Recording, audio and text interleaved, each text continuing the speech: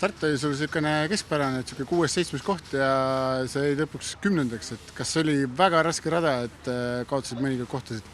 Ei, pigem, et sõidus siis alguses sain okeilt minema ja siis tundsin, et ei olnud nagu väga mugav. Vabatrennis oli rada lihtsam nagu Eesti-pärane, aga nüüd tuli see päris Hollandi rada välja ja siis ei saanud hakkama, mõned riigid läksid mööda, langesin seal päris viimaste sekka, aga suutsin sõidu lõpus Balti riikidest mööduda ja lõpuks 10. koht. Kui sa ütled, see rada oli niisugune raske ja sulle väga ebamugav, et kas see oli niisugune ootamatu üllatus selline, et ta selline raskena välja tuli? No siin hollandlased ja kõik Euroopa meistrivõistlused, mis siin on toimunud, et kõik inimesed räägivad, et siin on väga-väga raske sõita ja Eestis niisuguseid konditsioone ei leia, et siis sellepärast oligi nagu hästi raske kohaneda, kuna ma ei ole kunagi sellist rada sõitnud varem.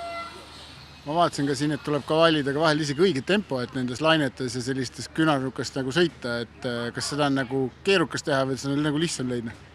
Päris raske, et siin sooned muutuvad keset sõitu päris mitu korda, et vahepeal sõidu alguses sõidad ühte soont, sõidu keskel teist ja sõidu lõpus hoopis kolmandat, kuna need löökkaugud, mis sinna tekivad, on väga-väga rasked ja väga ohtlikud sõidu lõpus.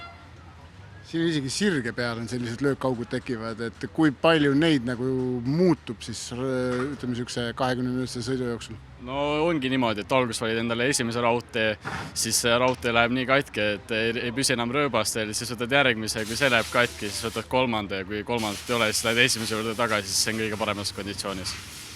Homseks on sul milliste plaanide või milliste taktikaga siis peale kavatseb minna?